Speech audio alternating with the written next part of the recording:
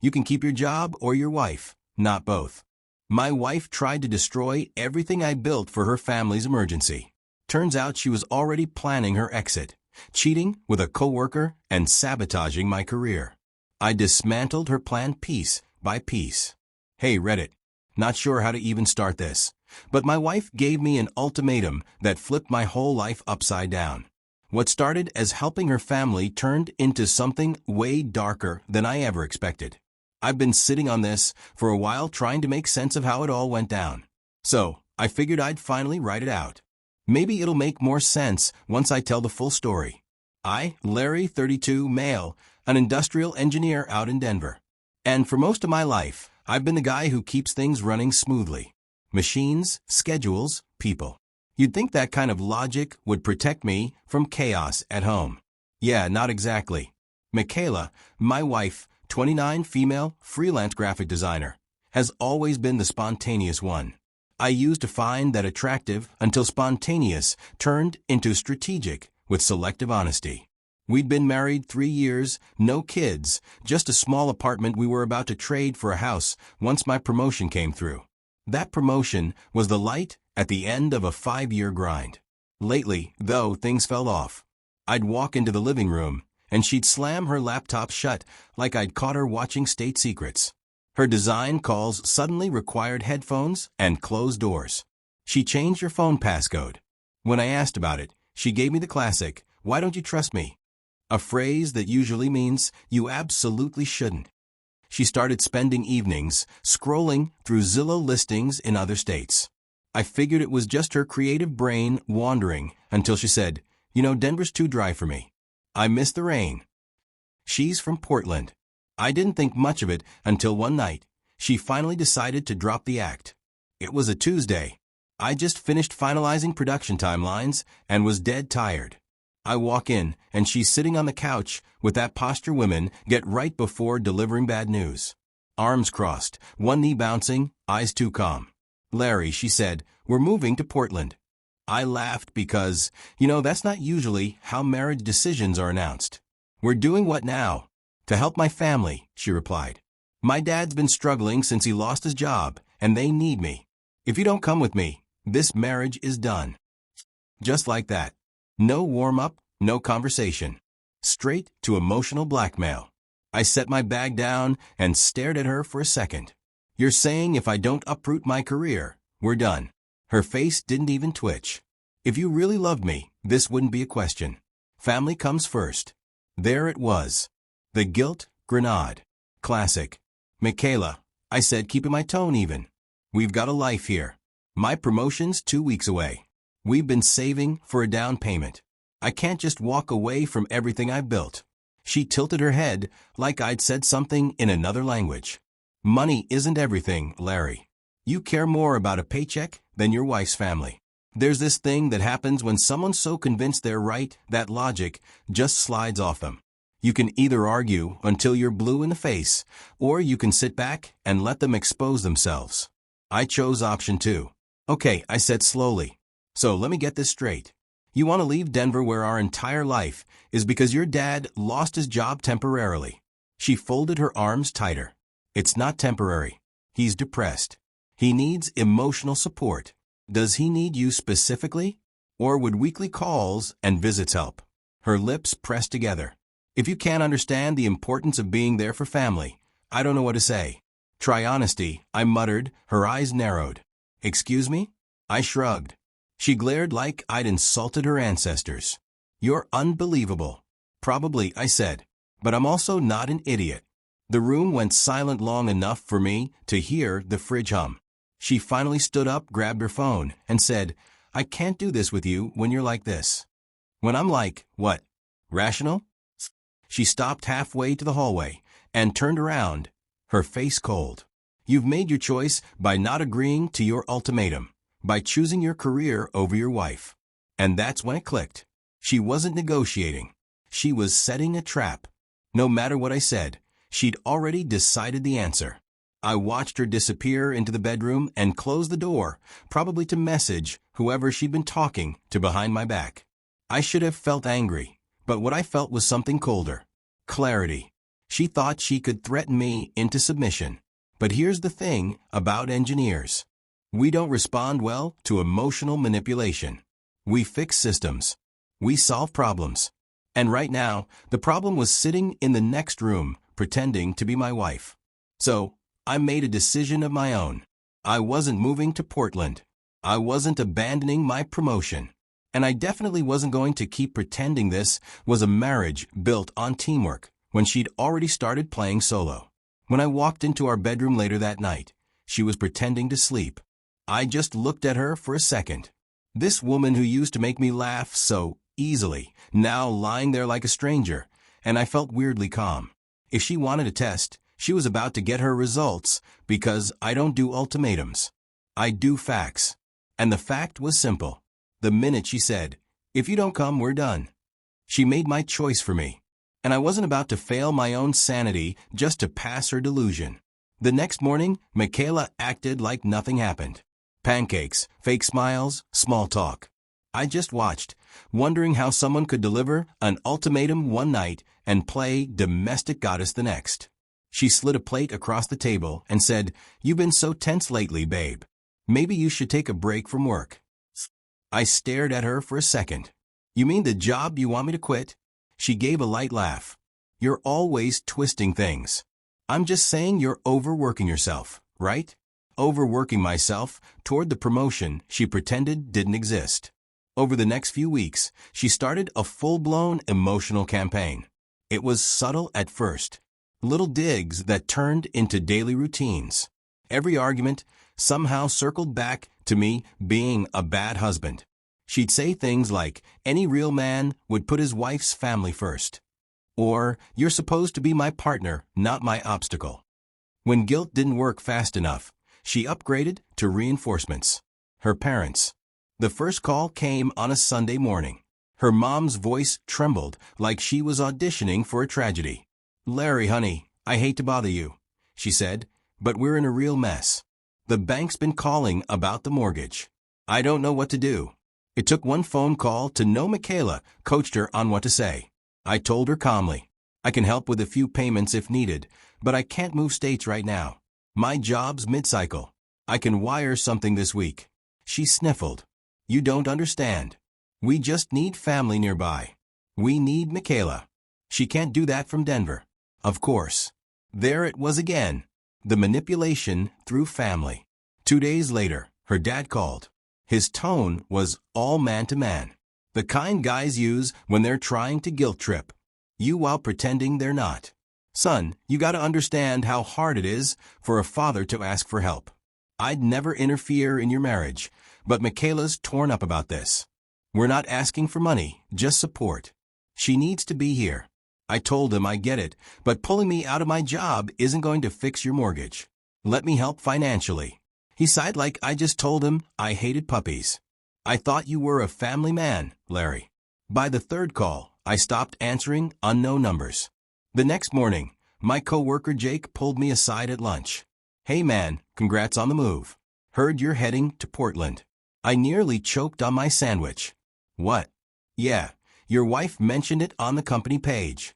Said you're wrapping up projects before the transfer." I laughed. One of those quiet, disbelieving laughs that come right before fury. "Jake, I'm not going anywhere." He raised an eyebrow. "Then you might want to check with your mortgage guy, too. Heard from Susan in accounting that you can lead your pre-approval." That's when my stomach dropped. I hadn't canceled anything.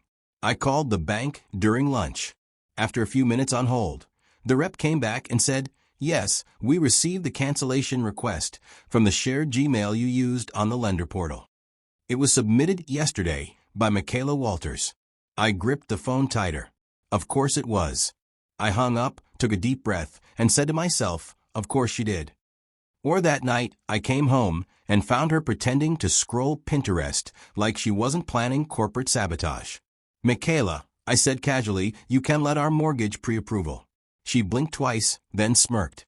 "Well, what's the point of buying a house in Denver if we're leaving?" "We're not leaving," I said. "You're unbelievable," she said, shaking her head. "You're seriously going to let a piece of paper come before your wife's happiness?" I leaned against the counter. You mean the paper that took 3 months of paperwork and years of saving? Yeah, that one. She crossed her arms. You're making this harder than it needs to be. No, I said you are. After she stormed off, I sat at my desk, opened my laptop, and started saving copies of everything. Emails, messages, bank confirmations, even screenshots of her Portland move posts.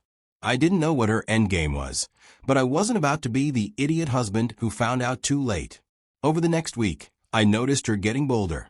She started posting stories of us captioned with Larry, my soon-to-be Portland partner, like she was manifesting my consent. I stopped correcting her. Let her build her fantasy. The higher she climbed, the harder she'd fall.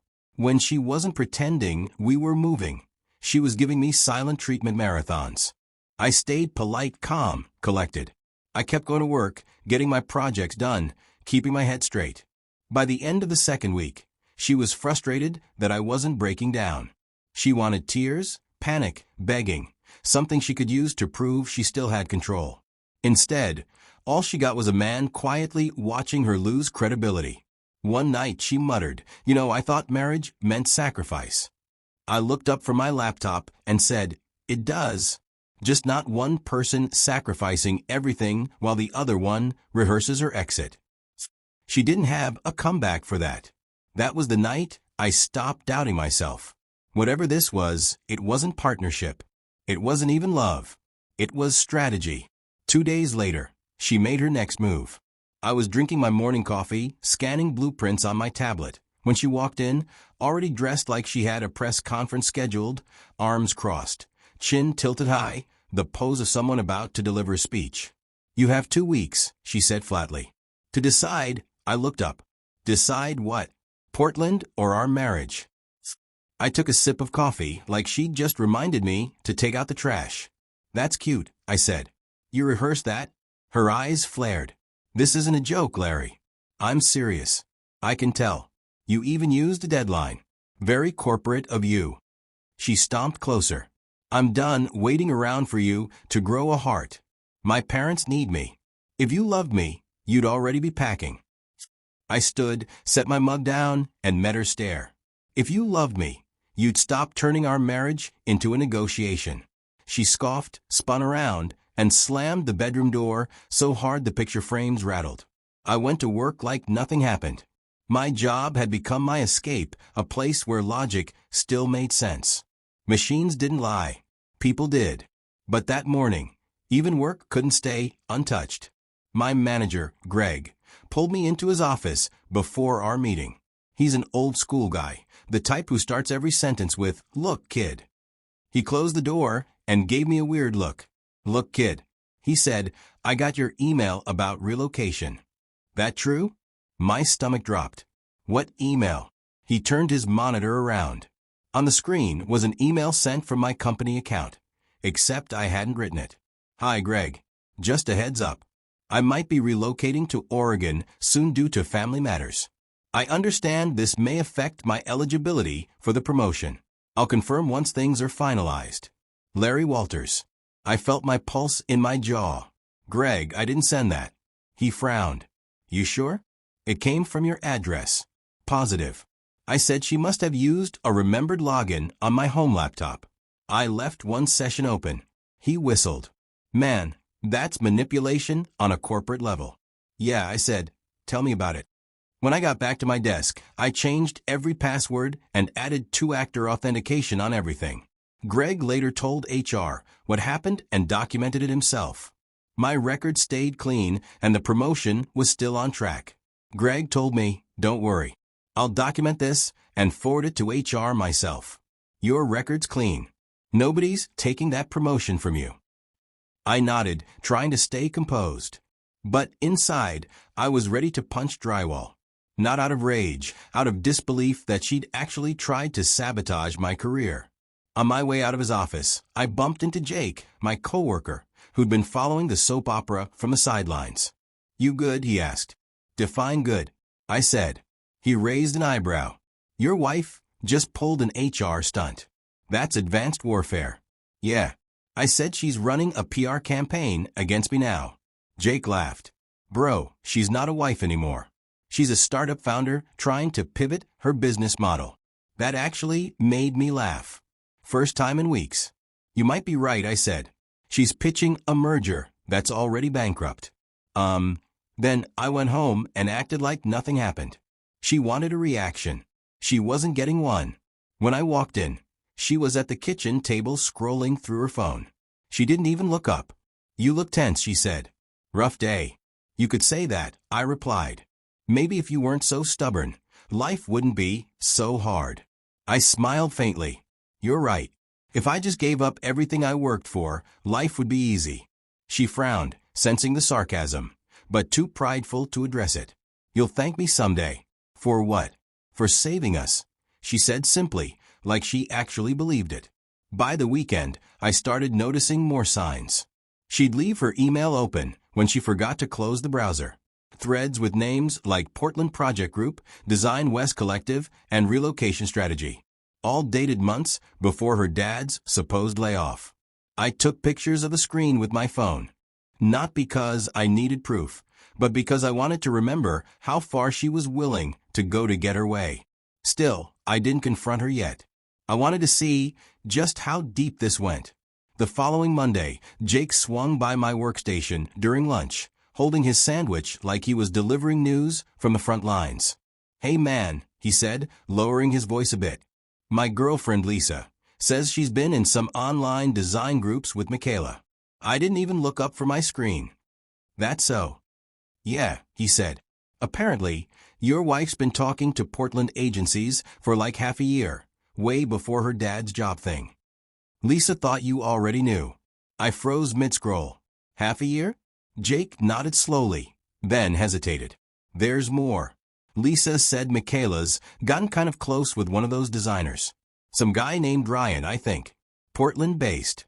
Lisa said they flirt a lot in the calls. Like not professional collaborate close, more inside jokes and late-night messages close. I leaned back in my chair, exhaled through my nose, and smirked. Of course she did. Jake frowned. You okay, man? Oh, I'm fantastic, I said, dry as sandpaper. Just realized my wife's been running a long-term relocation campaign with a side project named Ryan. Might even have quarterly goals and performance reviews. Jake winced. Dude, that's rough. Not rough, I said, gathering my files. Predictable. I stood in the doorway, just out of camera range, and listened. Yeah, once I'm back home permanently, she was saying, I'll have more time to build my portfolio. My husband's just being difficult, but he'll come around. He always does. I smiled. That was the first true thing she'd said all year. I had always come around until now. When she ended the call, she jumped a little when she saw me standing there. Jesus, Larry, don't sneak up on me like that. Didn't mean to, I said calmly, just hearing about how I'll come around. Sounds like breaking news. She went pale, then quickly recovered.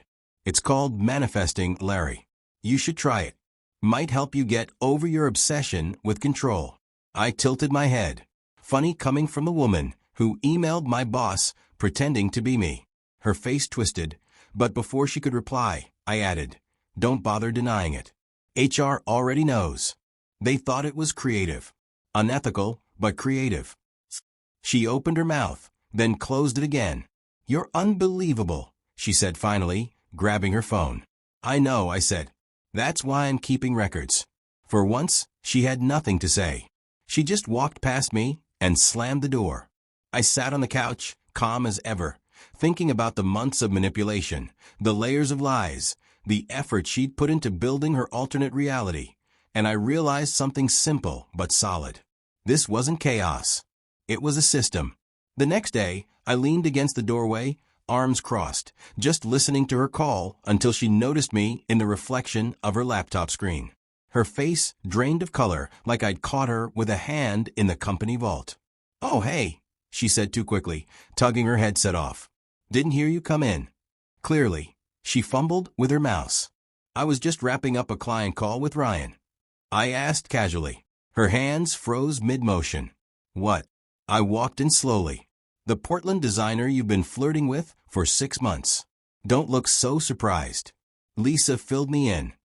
She blinked fast, switching to defense mode. You're seriously invading my privacy now? Spying on me through your coworkers? That's God, Larry. That's disgusting. No, I said evenly. What's disgusting is lying to my face every day while pretending to play wife of the year. Her mouth opened, closed, then opened again. You're paranoid. I was networking. You twist everything I do. Networking. I laughed quietly. So networking now includes canceling mortgages, emailing HR, pretending to be me, and inventing family emergencies? Interesting business model. She stepped back. You're insane. At least I'm not faking crises to manipulate someone into moving across the country. I said, don't talk about my family, she snapped. You don't understand what they've been through. Oh, I understand perfectly. Your dad was unemployed for 4 weeks, and you turned it into your personal exit strategy. She went pale, eyes darting. You're twisting everything again. You always do this. Control, accuse, blame. I pulled my phone from my pocket and set it on the table. The screen lit up. Screenshots, timestamps, emails, chat logs. She'd left her Slack open on my laptop earlier, and her DM to Ryan was sitting right there when I got home. You want facts? Here. You canceled our mortgage from my email. You sent that HR message pretending to be me. You've been on Portland design calls since January, for months before your dad's layoff. She stared at the phone like it was a loaded weapon. You even saved Ryan's number under a fake project name. I added. You're sloppy for a designer. Her breathing quickened. You went through my phone? Nope, I said calmly. You went through my laptop first. I just got even. Her voice rose. You're so ungrateful. Everything I did was to save this marriage. I looked her dead in the eye. So flirting with Ryan was part of the marriage counseling. That stopped her cold. For a split second, guilt flashed across her face, too quick for denial to follow. Then she laughed. A short, brittle sound. Wow, you really think I'd cheat on you? You're unbelievable.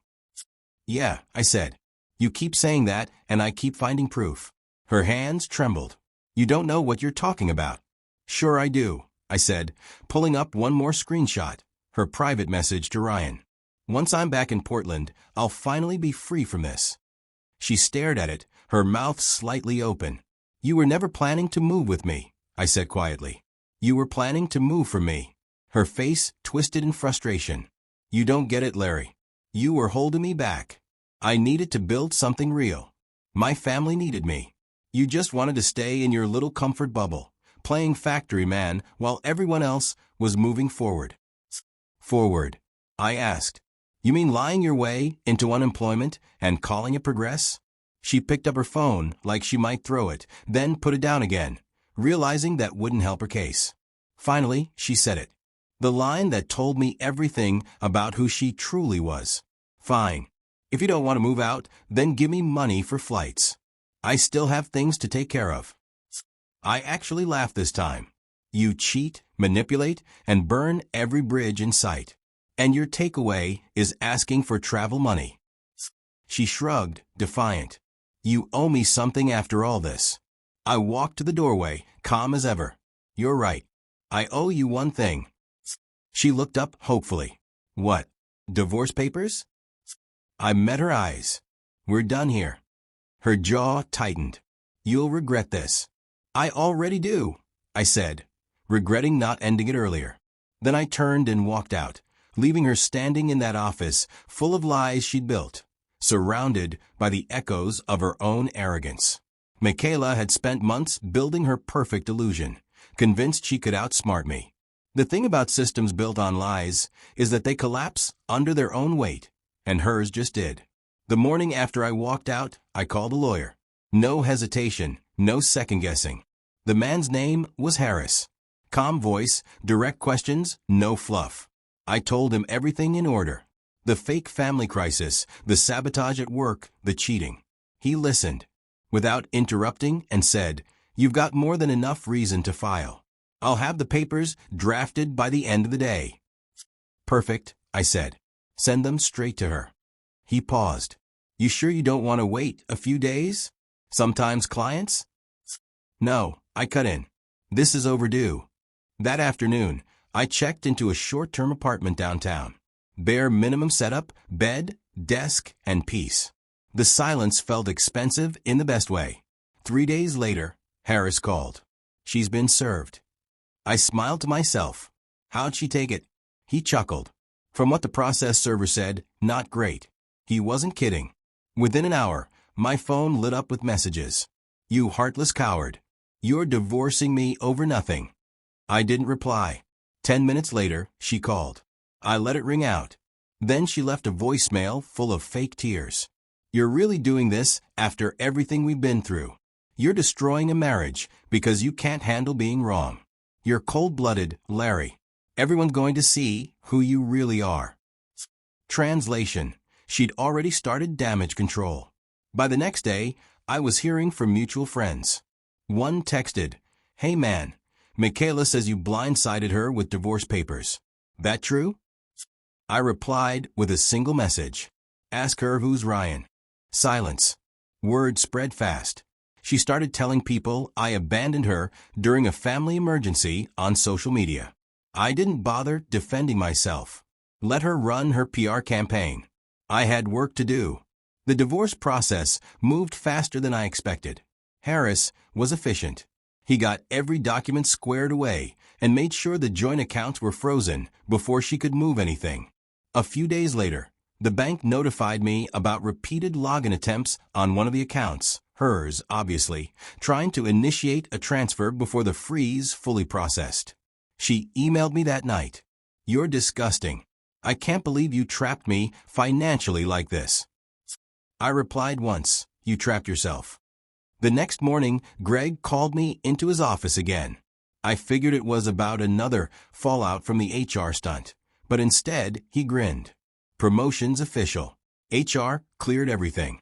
The board's impressed with how you handled yourself through all that nonsense. I blinked. You're serious? Dead serious, he said. You stayed professional while your personal life was burning down. That's leadership. I laughed. Guess chaos management is part of engineering now. Apparently. By the end of the week, it was official. New title, Ray's Corner Office. I didn't even celebrate. I just sat at my desk, exhaled, and realized how much lighter everything felt. Later that day, Jake and a few coworkers pulled me out to lunch. Man, you've had the craziest month of anyone here, he said. Promotion, divorce, surviving identity theft from your own wife. I smirked. Yeah, it's been a ride. Jake raised a fry like a toast. To Larry. Proof that engineers can handle emotional warfare better than HR. Everyone laughed. It felt good. No pity, no awkwardness, just normal banter again. Meanwhile, Michaela was still busy online, pretending she'd made the bold decision to move to Portland for her career rebirth. Her new profile bio read, Designer, Dreamer, Survivor. Lisa showed me her posts. Every picture was staged. Coffee shops, plants, inspirational quotes. The captions read like she was auditioning for a self-help podcast. 2 weeks later, Harris sent over the draft settlement packet. We're nearly there, he said. Once the court signs the decree after the waiting period, it'll be official. I reviewed everything, signed the last page, and sent it back. It wasn't final yet, but it already felt like freedom. 3 years of marriage reduced to a folder of PDFs, and somehow that felt fair. I packed up my old apartment that weekend. Everything she left behind went into one box labeled hers. I didn't even look inside. I dropped it at a donation center, signed the release, and drove away. When I got home, I took out my phone and scrolled through our old photos. Vacations, birthdays, the 4 smiles. Every picture had the same pattern. Me holding the camera, her posing like she was in a movie about herself. I deleted them all. At work the next week, Greg stopped by my new office. So how's the single life? Quiet, I said. In a good way, he grinned. Keep it that way. You're damn good at your job. Don't let anyone hijack that again. I nodded. Lesson learned. The last time I ever heard her name was through Lisa. Apparently, Michaela was telling everyone in Portland she left a toxic marriage to pursue her dreams. The irony almost made me laugh. But the truth, I didn't care anymore. For the first time in a long time, I didn't feel the urge to prove anything to her, to anyone. I'd done what most people don't. I walked away with my dignity intact. I came home from work one night, dropped my bag, and sat on the couch. No noise, no tension, just the kind of silence that feels earned. The kind that means you made it through. And for the first time in years, I felt it. Peace. The real kind. The kind that comes when you stop folding to manipulation and start living for yourself. 2 months passed and life felt good again. Work was steady. The air in my new place smelled like wood polish instead of tension. And the silence wasn't awkward anymore. It was peaceful. Then, one Monday morning, right after a meeting, my work phone buzzed with an unfamiliar number. I answered without thinking. "Larry, it's me." That voice froze me mid-sentence. Michaela. She sounded small, shaky, like she just finished crying. I didn't say anything for a few seconds. "Please don't hang up," she said quickly. "I just need to talk." I leaned back in my chair. "You've got 1 minute." Her breath hitched. "I made a huge mistake," she said, voice trembling. "Moving here. It's not what I thought. Everything's gone wrong." I kept my tone flat. "What do you want me to say?"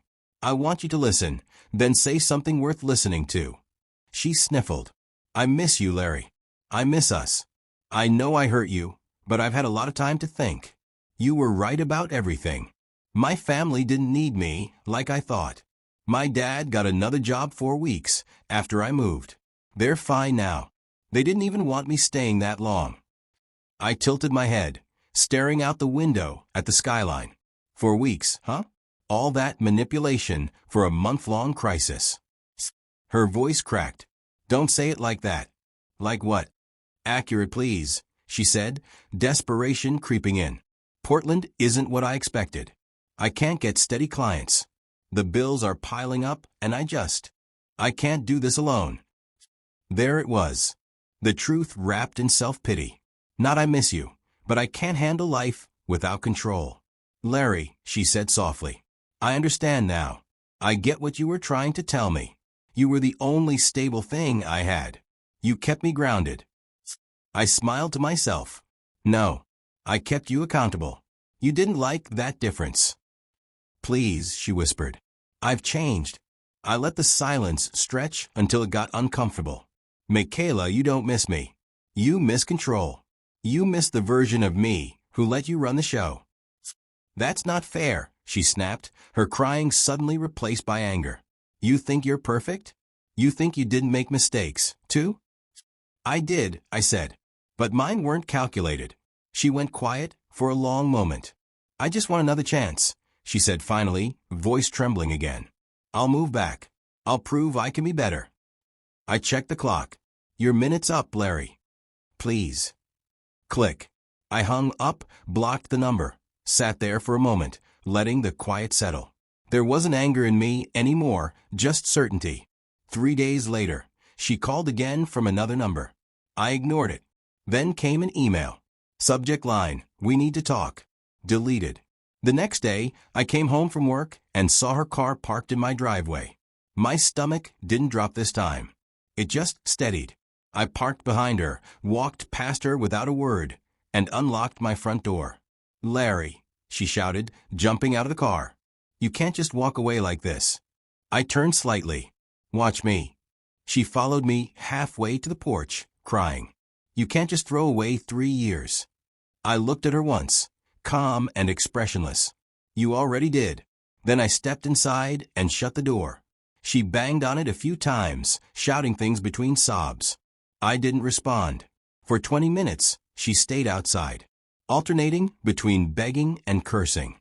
Then her voice faded. A few minutes later, I heard the sound of her car door slam and the engine start.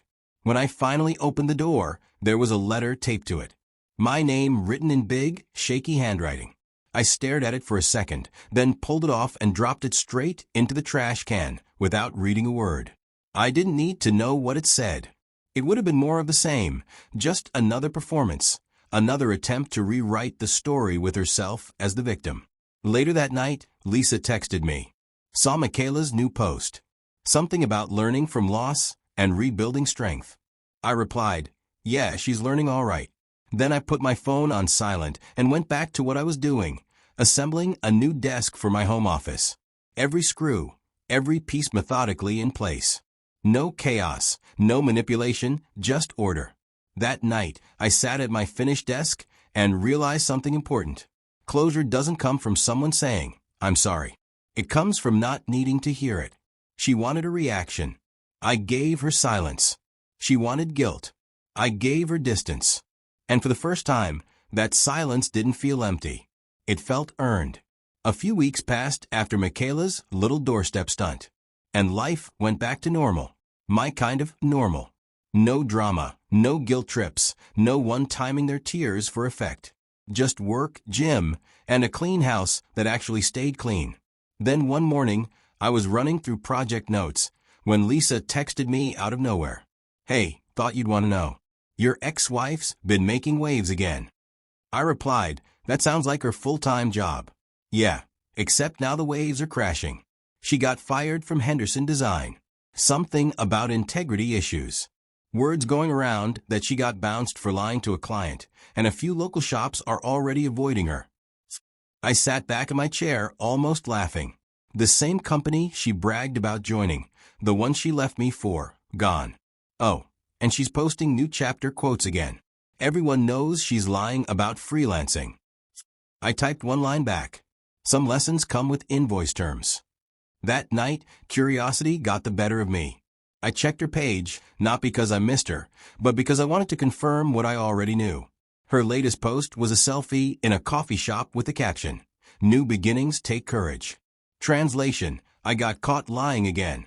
She was still pretending she'd chosen this life, still playing the victim. The comments were dry. No one buying it anymore. I closed the app and deleted the link. She wasn't my problem anymore, and her failure wasn't my victory. It was just proof that karma runs on its own schedule. A week later, I got an email from an address I didn't recognize at first. Michaela. Designs. The subject line read, I'm finally ready to talk. I didn't open it right away. I made dinner, cleaned up, took a shower, and sat down at my desk. Then I clicked it open. Larry, I know I've said things I shouldn't have. I've had time to reflect on everything. Portland wasn't what I hoped for. I thought I was chasing independence, but maybe I was just running for myself. I hope we can talk as friends. You were always the most stable person in my life. Michaela. No apology. No ownership. Just recycled words wrapped in fake humility. I hovered over the reply button for 2 seconds, then hit delete. Not even worth a note. 2 days later, Lisa sent another message. She's telling people, you might reconcile. I replied, she can reconcile with her landlord first. At work, things couldn't have been smoother. Projects were on schedule. The team was solid, and Greg was trusting me with bigger deals. Jake would still joke about the great divorce of Denver. But this time, it was all in good humor. Man, he said one afternoon, remember when she emailed HR pretending to be you? That was next-level insanity. Yeah, I said, signing off on a project report. And now she's pretending to be a motivational speaker. Full circle. We both laughed. The truth was, I didn't think about her much anymore. She turned into background noise, a reminder of who I used to tolerate. That weekend, I finally did something I'd been meaning to do since the divorce finalized. I adopted a dog, a 3-year-old shepherd mix, from the shelter. The guy at the counter asked what name I wanted on the tag. I smiled. Call him Rusty. Rusty turned out to be everything my marriage wasn't. Loyal, quiet, and easy to feed. He'd sit next to me while I worked, head on my knee like he knew the peace in the room was hard-earned. Lisa stopped by once to drop off a client file. You really rebuilt your whole life, she said, looking around. Yeah, I said. Didn't need a moving truck or an ultimatum this time, she laughed. Good. You look better this way. I feel better this way. Rusty barked once like he agreed. She'd spent years trying to rewrite my life around her insecurity. Now she couldn't even get a reply. That was the real win. No revenge, no dramatic confrontation, just complete disinterest. When someone like her loses control over you, that's when they finally meet silence. And silence for people like her is worse than any insult. Rusty curled up next to me, tail flicking against the step. I scratched his head and said, "We did all right, huh?" He wagged his tail once. Simple answer. Inside, my phone buzzed again. Another unknown number. I didn't even check. I turned off the ringer, locked the screen, and left it on the counter. And that was the cleanest ending I could have asked for. YouTube just dropped this new hype feature. If you're hooked on this story, smash that hype button. It tells YouTube, this video deserves to blow up.